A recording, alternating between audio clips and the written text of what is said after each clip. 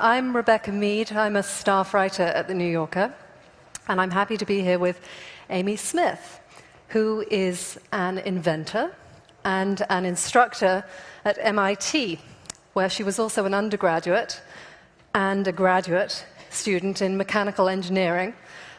She tells me that she spent 10 years as a graduate student and neither completed nor, in fact, began her PhD, which is quite an accomplishment to spend so long doing, not even getting close to trying. So she is not Dr. Smith. Her focus is on making practical solutions, creating technologies that will work in the developing world. At MIT, she runs something called D-Lab, which brings students into the classroom, but also out into the world to try to come up with practical solutions. She has worked in Haiti, in Senegal, in Ghana, where she was most recently, in Zambia and Peru. She grew up in Lexington, Massachusetts. Her father was a professor at MIT, and her mother was a math and Latin teacher in middle school, so it was, low-pressure kind of upbringing.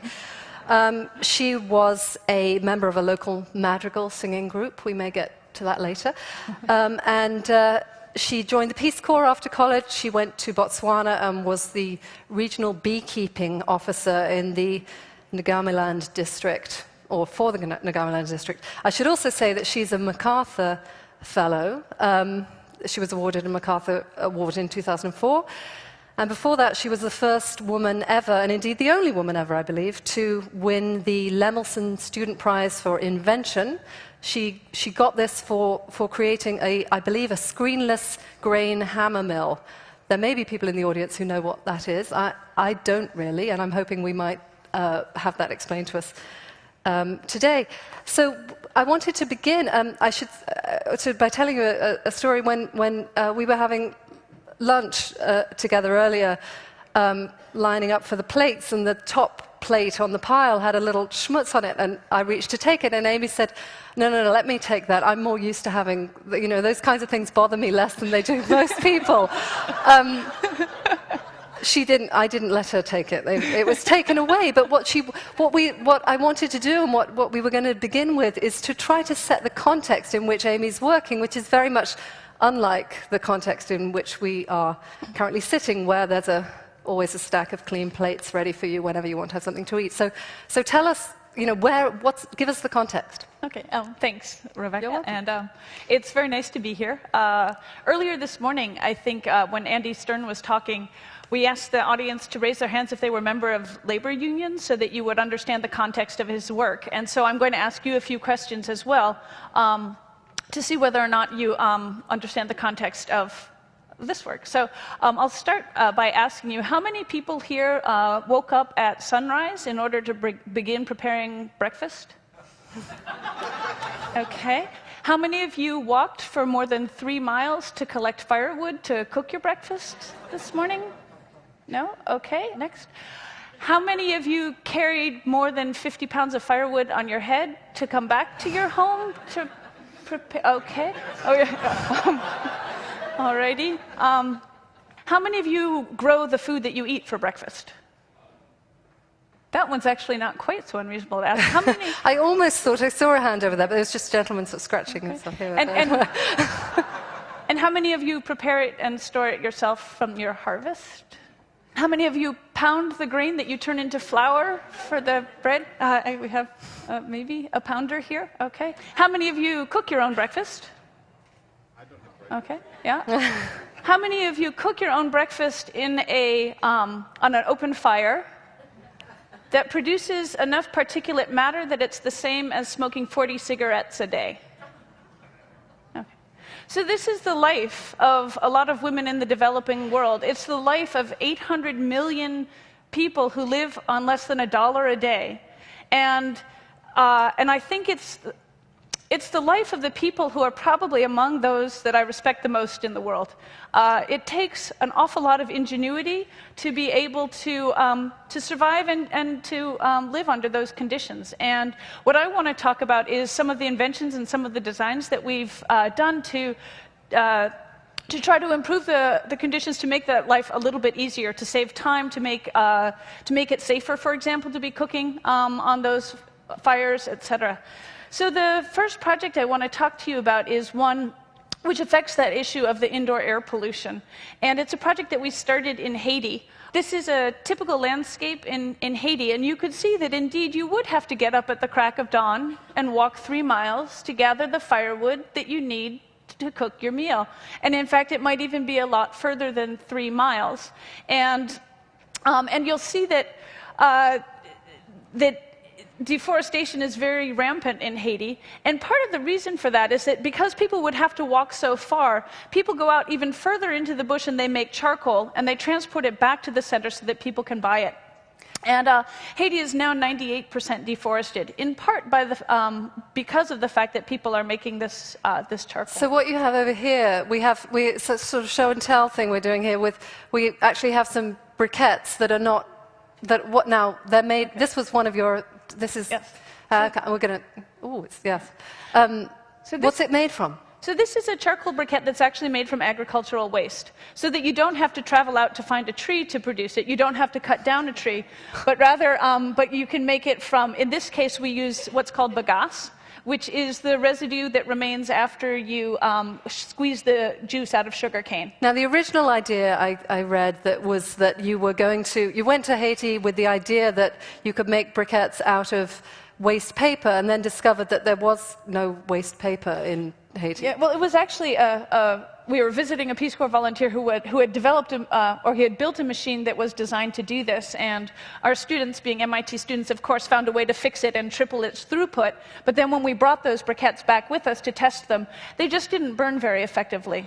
And it required that people underwent a training program in order to learn how to cook with it. And so what we wanted to do is we wanted to make a briquette which was more like what they normally use, like charcoal. And the idea is when you get to the country, your way of thinking is to boil things down to absolute basics and think, well, what really do we need here? And to try to make do with what you have and what is there, rather than saying, well, we need electricity, for example. If you don't have electricity, right, how can you manage without it? Sure. So, And so what we did was we created a system that allows you to do this using materials that are locally available. And the system sort of is shown in these pictures, where you start by, you fill an oil drum with this bagasse, the sugarcane waste, and then you set it on fire. And then when it gets hot enough, you cover it up to prevent oxygen from going in. And then the material, instead of burning, will carbonize. And then we designed this simple press that allows you to take that carbonized material, mix it with a binder, and then form these briquettes. So this briquette was made by the press, which is in that picture. And it's sort of an interesting story, I think, because when we started working on this project, we looked to see what was out there. So we looked at what are sort of industrial charcoal briquette makers. And this is a picture of the machine, which is sort of a low-cost machine that's used in industry, and it costs about $8,000. And so we designed this machine, which cost about $25 or $30, and we were very proud of ourselves for doing this. And this one produced sort of messy, it jammed up pretty often, so we redesigned it so that the briquettes would sort of fall out the bottom rather than have to slide out. And so we had this briquette press. And then we even redesigned it to this one, which is a little bit cheaper. So we were down to now $20 by redesigning it. And we were pretty excited about that. Now, I also read that I mean, you're using, in some cases, very mundane, very ordinary things, like I think there was a piece of a toilet pull or something that you use in a chlorination machine or something of that sort. Can you tell us about that? Yeah, so we have we have a variety of technologies that we've done sort of just using very easily locally available materials. But what I might do is sort of finish the charcoal story, because when we went to the field with this $20 press that we were super excited about, it turns out it was still too expensive. You know, people earn $1 a day, $20 is a lot of money. And so we sort of figured out, how can we make it a lot cheaper? And the answer to that is we wanted to make it 10 times cheaper. So the easy answer is you remove 90% of the material. And then, so this is the current version of the charcoal press. And it's about as small as it could be and still form a briquette. You can see that it sort of just fits right in there, and then you tap it down with this, if you want to. Oh, it's heavy, very heavy. Yeah. What's it made from? This is just sort of standard mild steel pipe. And yeah, so this is... Yeah, so this is, I think, about as minimal as you can get using, again, these are all materials that are available from metalsmiths in the developing world. Right. Now, we also have some corn over here. This is and what's all that for? Yeah, I wanted to take you through the whole breakfast making procedure. So one of the things that you'd have to do is, first of all, you'd have to grow the corn, but I won't have you find a plot of land in New York City to do that. But one of the things that you'd do is you would dry it and store it in this dried form. And then when you wanted to actually make the flour, you'd have to shell it to get it off of the cob, and then you would grind it. So if you want, you can try shelling it into the handy bowl here. Yeah. It's kind of hard work. Yeah, it's you know. Yeah. Coffee's boiling. Yeah. It's all, Someone said here they don't eat breakfast, which might be a good I know. So all right. So fast forward to the solution. For right. This. So this is not. No. It's a technique. You're getting there. Yeah. So this is actually not something that I designed, but it's a product that you can get in Southern Africa, and there's a story that goes along with it. But what it does is it very effectively. Oh, it's like a lemon squeezer thing, isn't it? It's a corn sheller. So you'll notice that it makes things an awful lot easier. Do you dominant hand with the corn or with the... Either way. And just twist. Ooh, yeah. And it's a workout, ladies and gentlemen. And you know... It's, wow, yeah. And so when we So how, I mean, what does this mean in terms of time saved, people's lives transformed? What does this mean?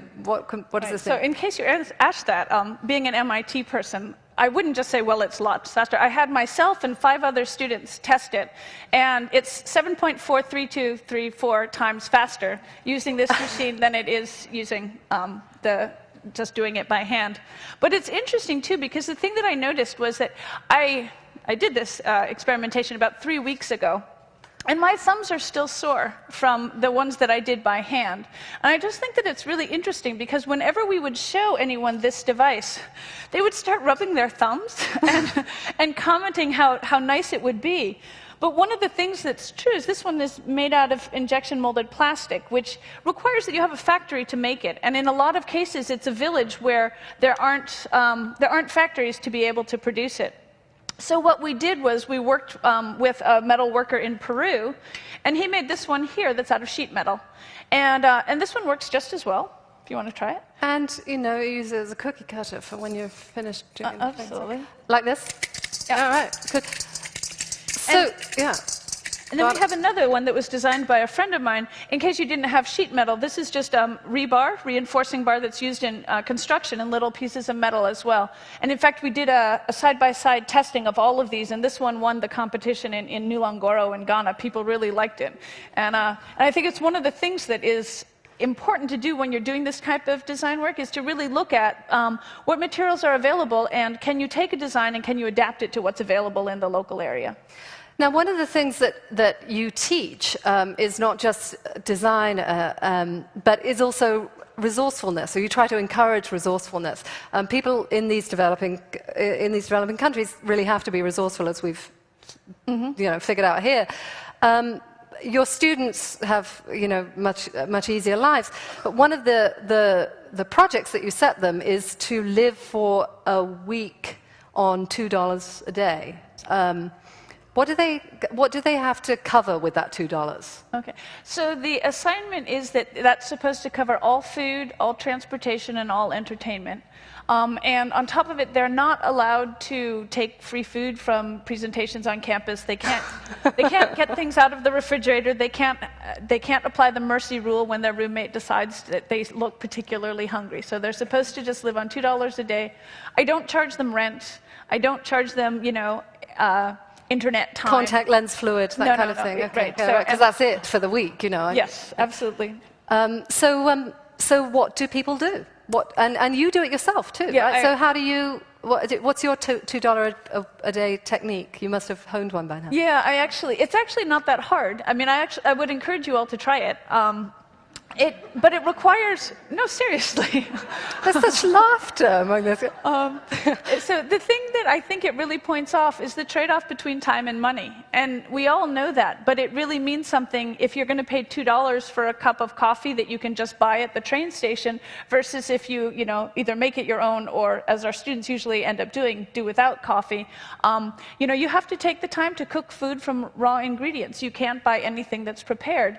And one of the reasons why I really like to use this as a class example is because students see why it is that people who are subsistence farmers aren't really able to do a whole lot of other things with their time because all of their time is spent being subsistence farmers and really creating the food that their family eats and that sort of thing. So really recognizing the trade-off between time and money I think is important. And for me, I cook a lot at the beginning of the week, and I enjoy the same food over and over again. And what is that food? So I usually like to make soup. I usually get a head of lettuce as well.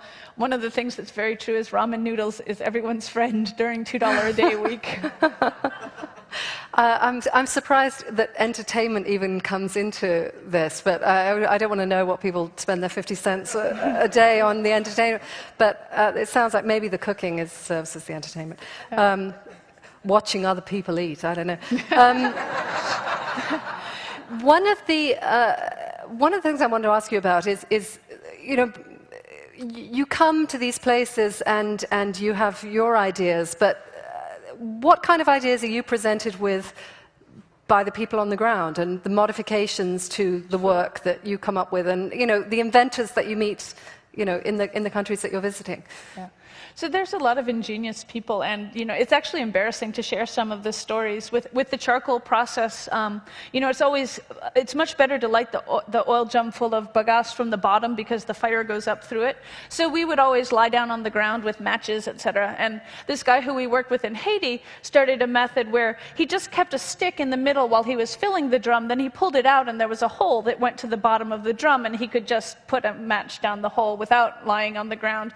And so he would see 5 MIT engineers lying on the ground.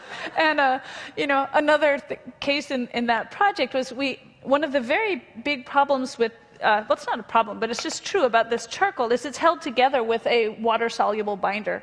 And one of the things people do is when they finish cooking with it, they'll pour water on regular charcoal so that they can reuse it for the next meal because charcoal is very expensive. And so what we've always struggled with, what can you do to save the charcoal after cooking? And we have never come up with a good idea. So we're in this village of Onyansana, and we do this whole training program to like 50 villagers and ask if there are any questions. And one of the women, of course, raises her hand and says, well, what do I do when I'm done cooking a meal and I want to save it? Can I just pour water on it? And I was like, oh, the question. So I was about to answer when Eric, this 15-year-old boy who had just learned the process that day, chimes in before I can talk. He goes, oh, well, don't pour water on it. Just put it in, pour sand on it and smother it that way, and that way you can reuse it. And I was like, exactly what he said. And it's just phenomenal. And it's not like any of those are, earth-shattering ideas, but the truth of the matter is that there are ingenious people everywhere. There are people who can evolve technologies and improve technologies everywhere. And one of the things that we really try to do is create what I call transparent technologies so that people can understand them and they can improve upon them and they can evolve them beyond what, I or my students ever started with. And it's amazing what they come up with in terms of improving the manufacturing of them, improving the utility. And because these are the people who are really using the technologies, they improve the usability of them as well. I said I was going to get back to madrigals. Oh, yeah. So is there a connection between the musical mind and the inventing mind? You know, it's interesting because there's a lot of people at MIT who are also, you know, concert pianists or, you know, stupendous at a lot of different musical experiences as well. And, you know, one of the things that I find really interesting about that is there's a lot of pattern matching and that sort of thing.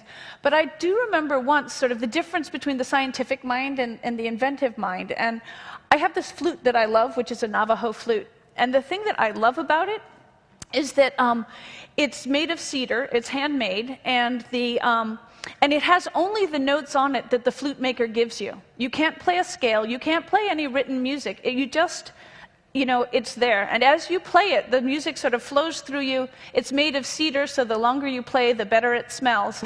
And this is my favorite instrument of all instruments. I gave it to a friend of mine who's a very accomplished musician, and she couldn't stand it because she couldn't play any songs that she knew. And I think that, you know, the musical mind works both with the scientific mind and the inventive mind, but I think there's probably a little bit of difference in terms of how you make the music, whether it's spontaneously creative or whether it's through learning and, you know, sort of recognizing the pattern and the beauty of the music and playing it that way. Well, the music of invention is what we've seen here this afternoon, and it's wonderful. I think we're out of time, but thank you very, very much. This has been great. Thank you. Thank you.